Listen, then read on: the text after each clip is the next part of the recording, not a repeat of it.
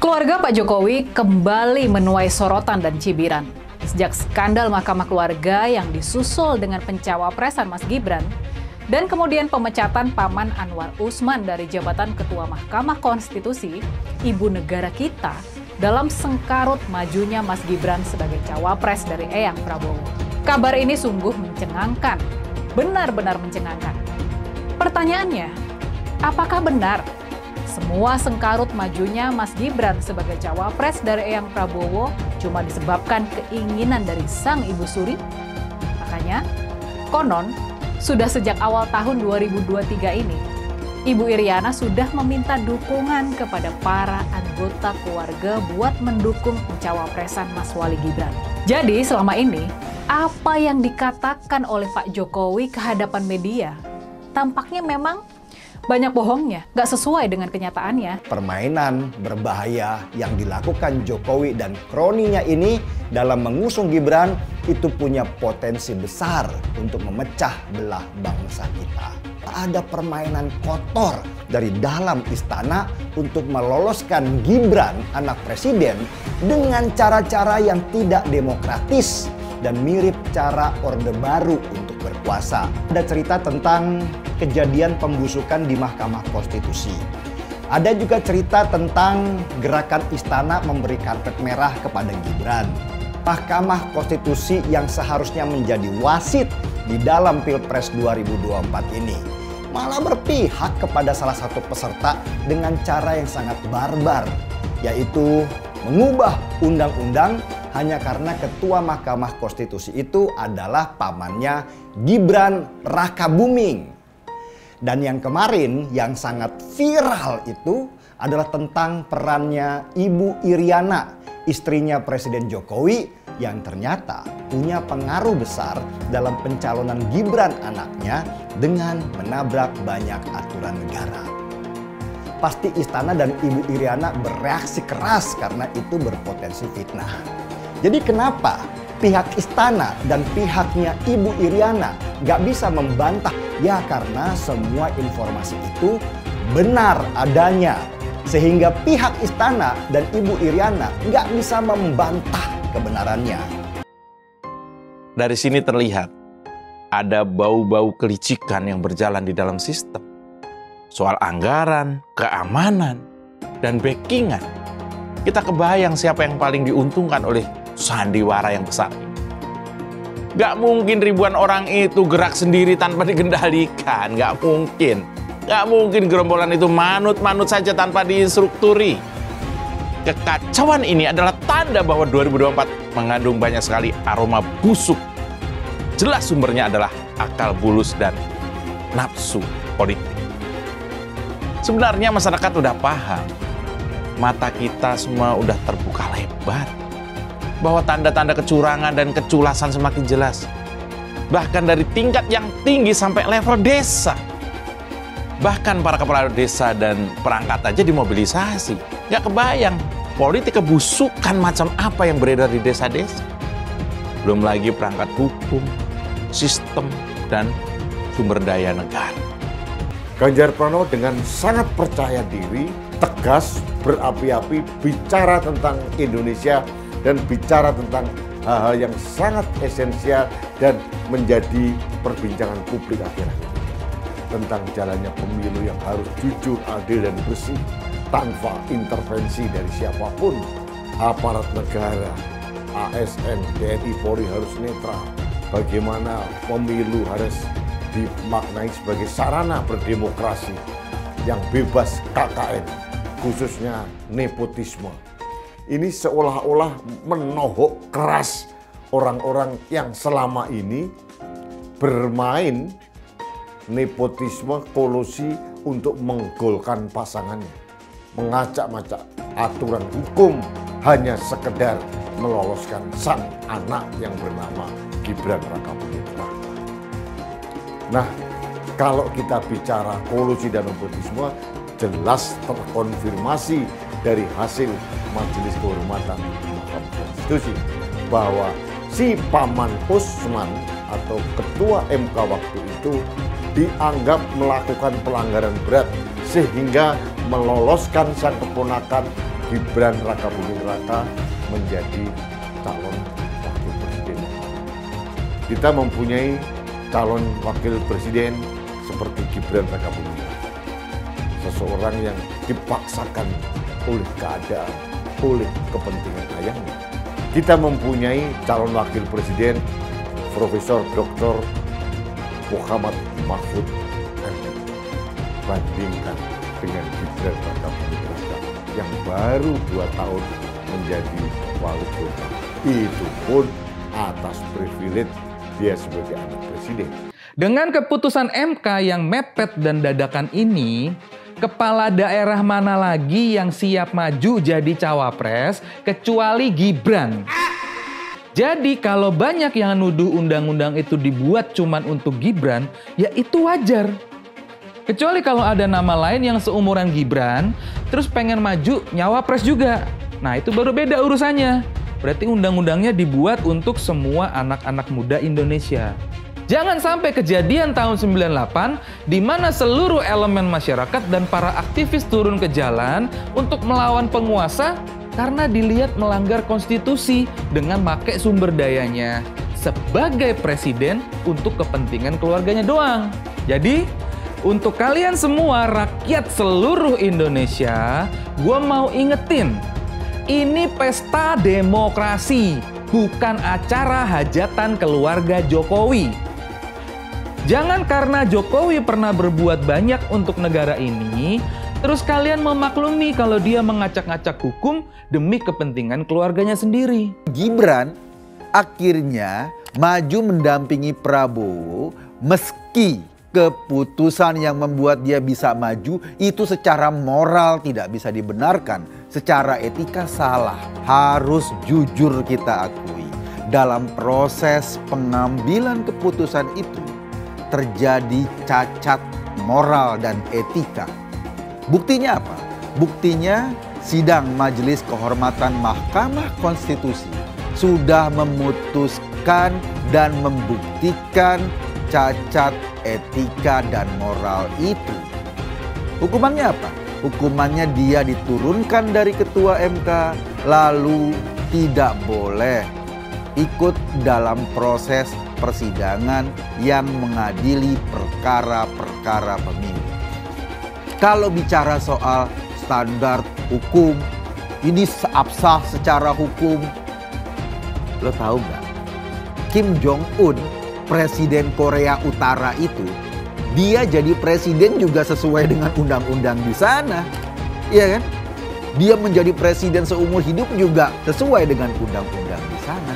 Tapi apakah lo ngelihatnya bahwa itu melanggar etika dan moral? Itu kan ukuran kita masing-masing. Saya mendapatkan berbagai laporan tentang dugaan kecurangan dalam tahapan pemilu. Laporan yang saya terima antara lain ada dugaan pemasangan baliho parpol oleh oknum tertentu. Sebaliknya terjadi juga penurunan baliho parpol tertentu yang diduga dilakukan oleh aparat. Alat peraga sosialisasi capres-cawapres tertentu diturunkan oleh oknum Satpol PP kepada aparat keamanan, baik itu TNI, Polri, serta aparatur sipil negara dan birokrasi, juga KPU dan Bawaslu, hendaknya bersungguh-sungguh menjaga netralitas. Sebagaimana pula Presiden sudah berulang kali mengatakan, menegaskan sikapnya bahwa pemilu akan berlangsung netral. Tidak boleh ada kecurangan. Tidak boleh ada tekanan-tekanan terhadap kelompok tertentu. Dan tidak boleh ada pemihakan kepada kelompok tertentu lainnya. Sesuatu yang diperoleh secara tidak baik tidak akan memberi berkah dan kebaikan. Tenang, tenang saja Pak Prabowo, saya sudah ada di sini. Ya, itulah pernyataan yang pernah disampaikan oleh Gibran Rakabuming Raka ketika di hadapan Prabowo dan semua ketua umum Partai Koalisi Indonesia Maju. Nah, statement Gibran itu pun kemudian mendapatkan banyak sekali tanggapan dari masyarakat. Banyak yang menilai ya bahwa pernyataan yang disampaikan oleh Gibran itu seakan-akan mengandung makna kesombongan dan keangkuhan. Nah, dari semua anomali dan ketidakwajaran ini, maka kemudian muncullah kecurigaan. Jangan-jangan memang ada tangan-tangan penguasa di balik semua ini. Dan jawabannya itu adalah karena yang menjadi presiden saat ini itu adalah bapaknya. Nah, selain itu, Gibran bisa sangat percaya diri dikarenakan apa? Karena dia itu juga punya paman yang masih aktif di Mahkamah Konstitusi atau MK. Nah, itulah jawaban mengapa Gibran sangat percaya diri dan berani. Dan saya yakin kok, andaikan Gibran tidak memiliki paman di MK dan bapaknya sebagai presiden, pasti dia itu tidak akan berani dan sepede ini. Jadi ya, kalau ada yang mengklaim bahwa Gibran itu adalah representasi bagi anak muda yang ingin menjadi pemimpin, maka saya ingin bertanya, apakah anak-anak muda Indonesia lainnya memiliki bapak seorang presiden? Jujur ya, kalau menurut saya pribadi, justru Gibran dan Kaisang itu adalah contoh buruk bagi generasi anak-anak muda saat ini. Ya, saya akan jauh lebih respek dan hormat apabila Gibran dan Kaisang mau berjuang seperti bapaknya dulu, di mana saat itu tidak ada campur tangan atau cawe-cawe dari bapaknya yang masih berkuasa. Tapi sayang, Gibran dan Kaisang memilih jalan yang diduga berbau kolusi dan nepotisme. Ya, tapi apapun itu, saat ini hampir dipastikan Gibran akan menjadi calon wakil presiden mendampingi Prabowo Subianto. Hasil putusan Mahkamah Kehormatan MK juga tidak bisa mengubah aturan soal keputusan MK sebelumnya. Meskipun loh ya, paman Gibran itu telah dinyatakan melakukan pelanggaran etik berat dan dipecat sebagai ketua Mahkamah Konstitusi. Nah, yang pasti kalau buat saya, dibandingkan misalnya Pak Gibran jadi maju gitu, Mas Gibran gitu ya. Ya saya pilih Ganjar sama Mahfud lah, karena lebih teruji kan. Anda jadi wali kota baru 2 tahun, 3 tahun kan belum teruji juga. Ini urus negara loh, mau jadi presiden loh. Kalau Anda belum lengkap, belum pernah di legislatif, belum nasional ya maksudnya DPR. Kalau DPR kan belum ngerti nih pemerintahan seperti apa. Anda belum pernah di eksekutif yang tingkat provinsi, Anda nggak ngerti jadi presiden nanti. Ini bukan soal belajar-belajar coba-coba loh.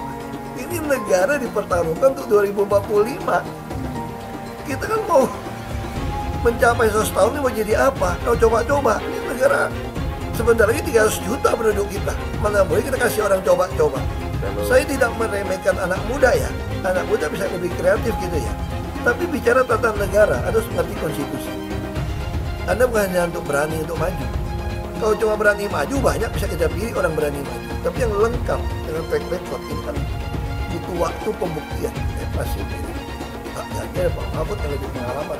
Saya tidak mau anak cucu saya harus nunggu sekian tahun lagi. Pengalaman Jakarta gitu kan, nunggu lagi mundur. Males sudah. Jadi kita nggak usah coba-coba deh. Udah jangan dengerin janji-janji manis orang. Buktikan aja selama ini bagaimana. Anies Baswedan adalah yang terbaik dan banyak baik-baik sebagai calon pemimpin di negeri ini.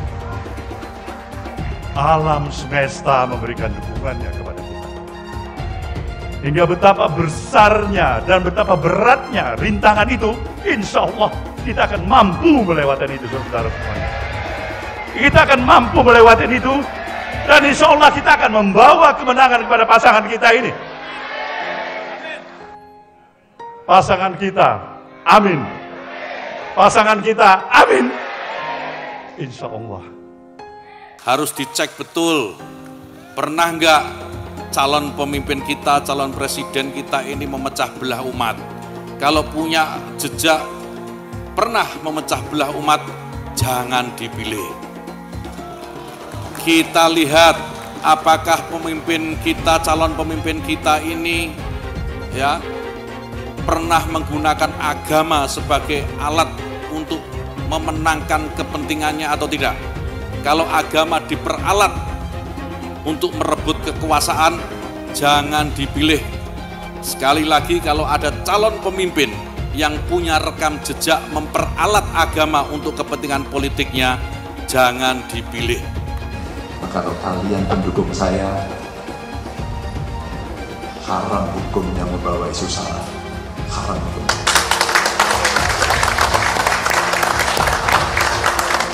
Kita sudah lelah dengan isu itu. Kita menjadi bangsa yang terbelah. Dan untuk mengembalikan susah. Umat Kristen di Indonesia memang minoritas, tapi jangan salah.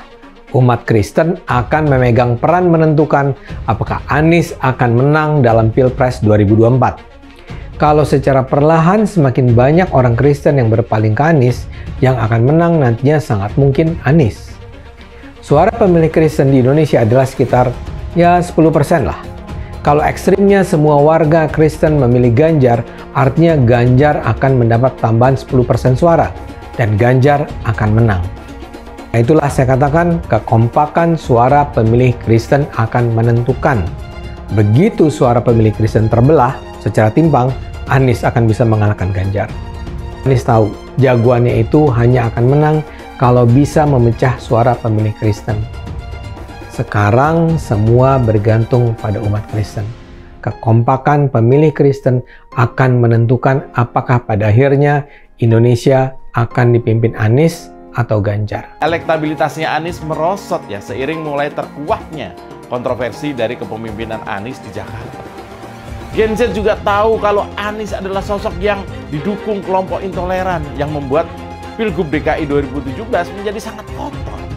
Politik identitas yang mengarah ke perpecahan seperti yang dikeluarkan pendukungnya Anies, yaitu Kadrun bin Kampret, kafir lah, laknat lah, PKI lah, ya cuma itu doang kemampuannya. Itulah pendukung Anies. Jangan pernah takut melawan Kadrun yang cuma pengen Indonesia hancur. Siap kawal kasus Ahok, siap penjarakan Ahok. Takbir, takbir, takbir. Siap kawal kasus Ahok. Siap. Siap kawal kasus Ahok. Siap. Betul. Betul. Tangkap, tangkap, tangkap si Ahok. Tangkap si Ahok sekarang juga. Tangkap, tangkap, tangkap si Ahok. Tangkap si Ahok sekarang juga. Takbir. Allahu Akbar. Takbir. Allahu Akbar. Tangkap, tangkap, tangkap si Ahok. Tangkap si Ahok sekarang juga. Tangkap, tangkap. Tangkap si Ahok sekarang juga. Lagi. Penjajahan di depan mata itu di Jakarta. Kita semua pribumi ditindas dan dikalahkan. Kini telah merdeka. Kini saatnya kita menjadi tuan rumah di negeri sendiri. Anies, ibunya Arab, bapaknya Arab, kakeknya Arab. Mas Anies nikah dengan keturunan Arab. Menantu Mas Anies, anak Mas Anies nikahnya dengan Arab lagi. Jadi Mas Anies kalau merepresentasikan Indonesia agak kurang keindonesiaannya. Mungkin 3% Indonesia aja yang bisa direpresentasikan oleh Mas Anies. Nasdem mengingatkan rakyat bahwa Anies kurang mewakili Indonesia karena dia Arab. Apakah ini rasis? Menurut saya tidak. Menurut saya justru ini nasionalis. Seperti di Pilkada DKI dulu, mereka juga ketol ingatkan warga DKI bahwa Ahok itu Cina. Lihat, Cinanya Ahok selalu dibawa-bawa.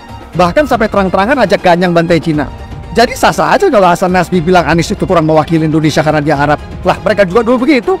Kalau Cina dianggap bukan pribumi, sementara Arab dianggap pribumi, itu baru namanya rasis. Rasis biadab itu. Kalau Cina bukan pribumi, Arab juga bukan. Hasan Nasbi cuma mengingatkan, pilih presiden yang pribumi saja. Saya bilang, Nis, ente nggak bisa jadi presiden. Kenapa? Karena presiden adalah orang Indonesia asli, saya bilang. DKI yang kita harapkan, Anies Baswedan yang begitu jelas Islamnya. 4 tahun 8 bulan jadi gubernur. Mana peraturan pergub saja yang melarang miras? Mana perda Islam apalagi? Yang akhirnya tidak berani juga menegakkan hukum. Banjir tetap banjir, macet tetap macet, kriminalitas Jakarta. Anda tahu, 2 menit sekali terjadi pencurian. Sekarang orang sedang euforia, dia mau dicapreskan. Bagaimana umat terjebak lagi, bodoh lagi, masuk lagi. Kalau misalnya memang Anies itu mau maju dan dia tekad mau menegakkan hukum Islam dan menyatakan perlawanan, saya penuh. Tapi dia tidak lakukan itu. Tahu nggak, sumur resapan yang ngabisin anggaran beratus miliar itu meresap air agar masuk ke dalam bumi sesuai dengan sunatullah. Tetapi Ternyata sumur ini tidak meresap air, malah airnya itu menggenang di sumur-sumur itu. Sumur resapan itu sekarang harus disiapin pompa untuk menguras air di sumur resapan. Kalaupun dia harus makan babi sepanjang jadi presiden, mungkin akan dilakukan. Jangan sampai Indonesia jatuh ke tangan pembohong. Jangan sampai Indonesia jatuh ke tangan Anies Baswedan. Jangan hanya konsentrasi pada pembangunan benda-benda mati yang indah difoto dan bisa ditunjukkan dalam 5 tahun hasilnya.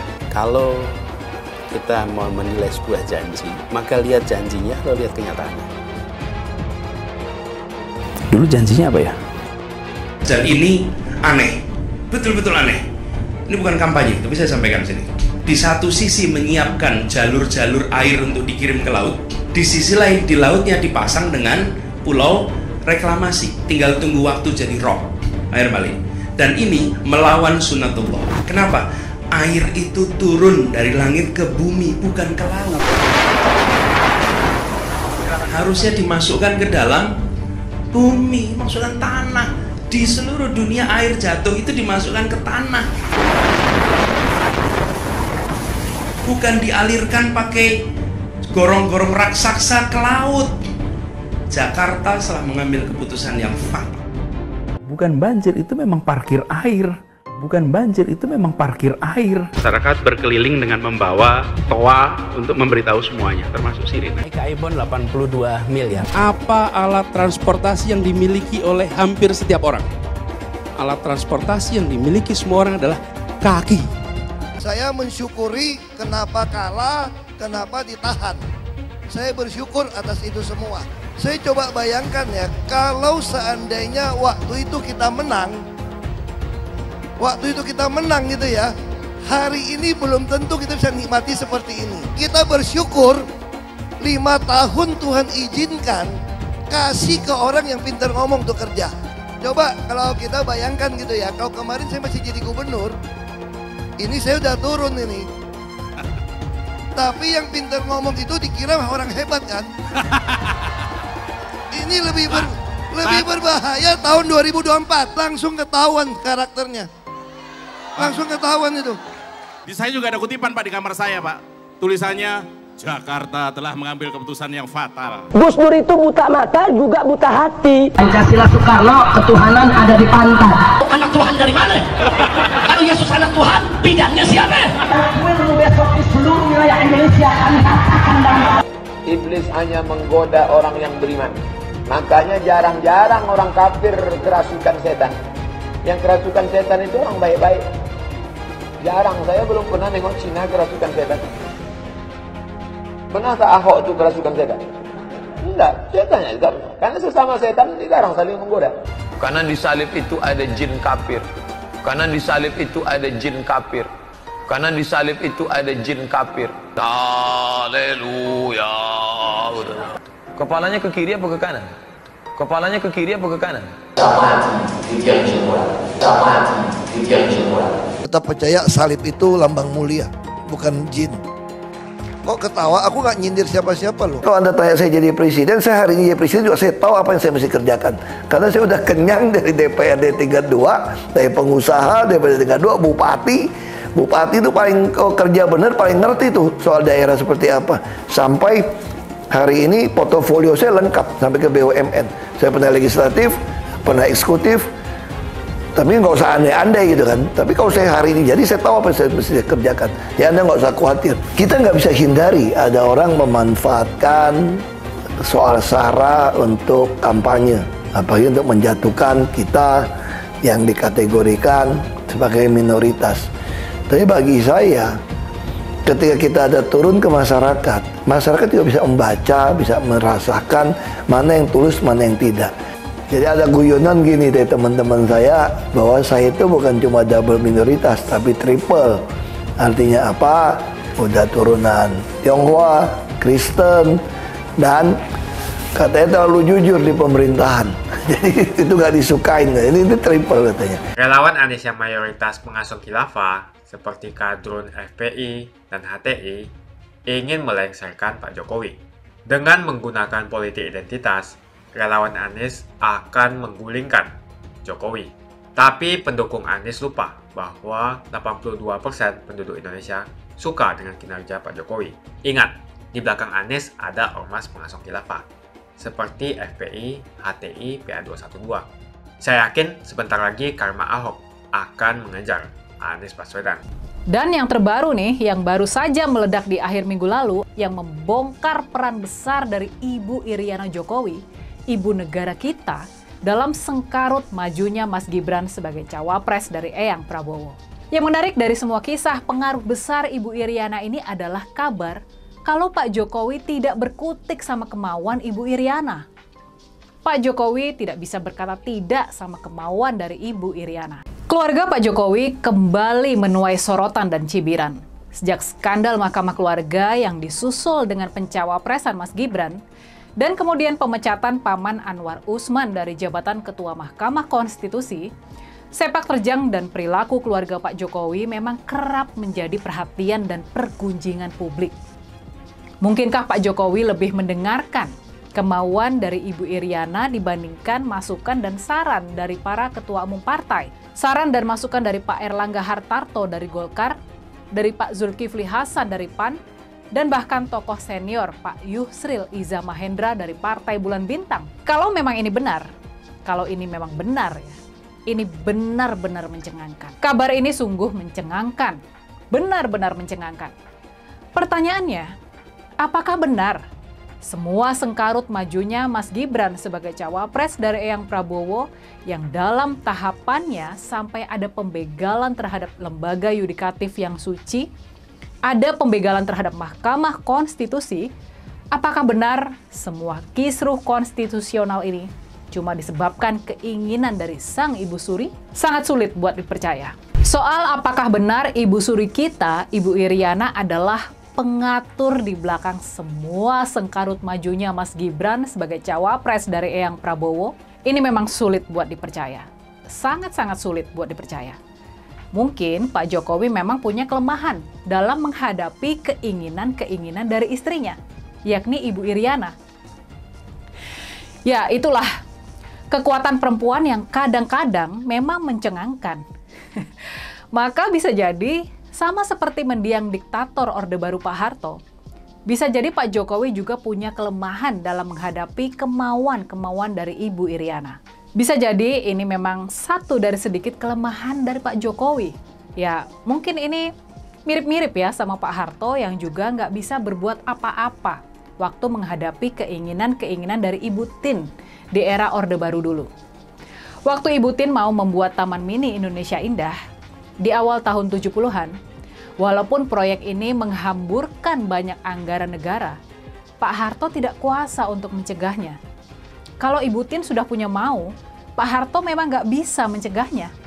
Makanya, konon, sudah sejak awal tahun 2023 ini, Ibu Iriana sudah meminta dukungan kepada para anggota keluarga buat mendukung pencawapresan Mas Wali Gibran. Majunya Mas Gibran sebagai cawapres sudah direncanakan sejak lama, paling tidak sejak awal tahun ini. Rencana menduetkan Mas Gibran dengan Eyang Prabowo sudah ada sejak lama. Ini bukan sebuah keputusan baru dan mendadak loh ya. Sebagai respons atas putusan Mahkamah Konstitusi soal batas umur cawapres yang menghebohkan itu. Bisa jadi yang terjadi malah sebaliknya. Putusan Mahkamah Konstitusi adalah bagian dari skenario pencawapresan Mas Gibran.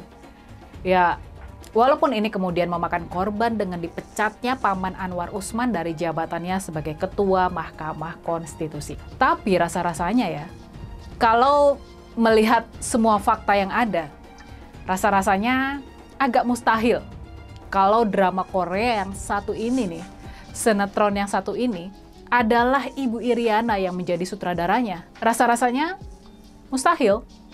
Bisa jadi memang Pak Jokowi yang sebetulnya ada di balik semua ini. Memang Pak Jokowi yang dulu punya kepentingan buat menunda pemilu, buat mengamandemen Undang-Undang Dasar 45 supaya bisa berkuasa sampai 3 periode.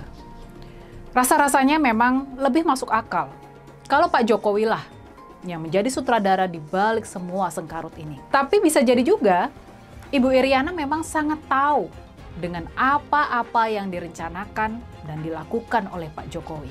Jadi selama ini, apa yang dikatakan oleh Pak Jokowi ke hadapan media, tampaknya memang banyak bohongnya, nggak sesuai dengan kenyataannya. Banyak yang menilai ini sebagai strateginya orang Jawa yang biasa menyimpan kerisnya di belakang punggung. Bisa jadi ini memang cara berpolitik yang banyak dipuji. Tapi bagaimanapun juga, di zaman sekarang ini, di era serba modern ini, di era demokrasi ini, kejujuran, etika, dan moral seharusnya adalah panglima tertinggi. Semakin dekat Pilpres, relawan Anies semakin beringas dan Anies semakin galau. Dengan menggunakan politik identitas, relawan Anies akan menggulingkan Jokowi. Relawan Anies yang mayoritas pengasuh khilafah seperti kadrun FPI dan HTI ingin melengsarkan Pak Jokowi. Tapi pendukung Anies lupa bahwa 82% penduduk Indonesia suka dengan kinerja Pak Jokowi. Saya pikir kalau terjadi baku hantam, maka ada 82% yang akan menghajar kadrun pengasuh khilafah itu. Kalau melihat perkembangan koalisi politik yang paling agresif memperluas basis kerjasama yang sudah konkret adalah koalisi Ganjar.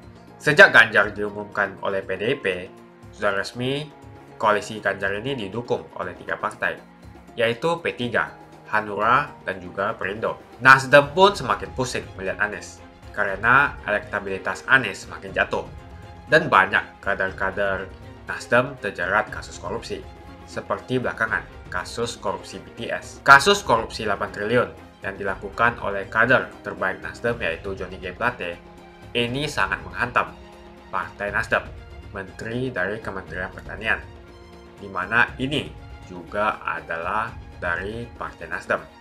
Apalagi belakangan ada 120.000 kader dari Partai Nasdem pindah ke Partai Perindo. Semenjak Nasdem mengusung Anies, banyak sekali petaka yang diterima oleh Nasdem.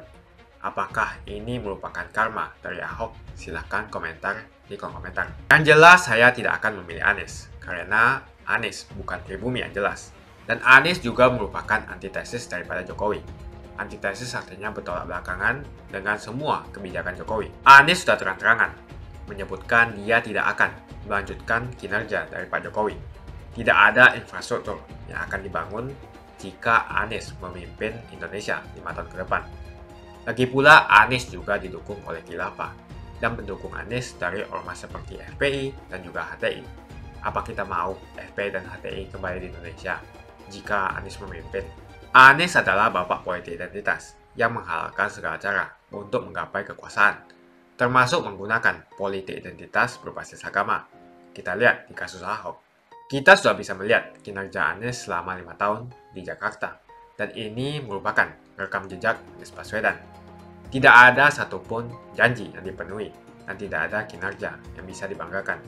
Dari DP 0%, OKOC, kelebihan bayar, Formula E, banjir, sumber resapan, jalan rusak, dan gonta-ganti nama jalan. Jadi saya rasa tagline perubahan yang diusung Anies adalah tagline merubah kata korupsi menjadi kelebihan bayar, supaya semua koruptor tidak dijerat oleh pasal korupsi. Karena mereka semua hanya melakukan kelebihan bayar. Jadi perkataan Ahok sudah terbukti dan Jakarta sudah menjadi korban. Jangan biarkan Indonesia menjadi korban kibulan Anies Baswedan. Suara minoritas jangan lagi merasa takut untuk memilih pemimpin yang membela hak minoritas. Karena Anies jelas hanya memanfaatkan suara minoritas untuk mendapatkan suara. Ingat, di belakang Anies ada ormas pengasuh khilafah, seperti FPI, HTI, PA212. Saya yakin sebentar lagi karma Ahok akan mengejar Anies Baswedan. Begitu saja opini saya hari ini. Tuliskan opini kalian tentang Anies Baswedan di kolom komentar. Dan juga tuliskan pendapat kalian tentang people power oleh relawan Anies untuk melengsarkan Pak Jokowi. Tuliskan pendapat kalian. Jika kalian siap untuk melawan people power yang digaungkan oleh relawan Anies, ayo tuliskan lawan people power di kolom komentar. Pastikan Anda semua like video ini dan bagikan video ini ke teman dan family Anda supaya mereka semua mengetahui tentang informasi ini. Tekan tombol subscribe dan bunyikan lonceng notifikasi supaya kamu tidak ketinggalan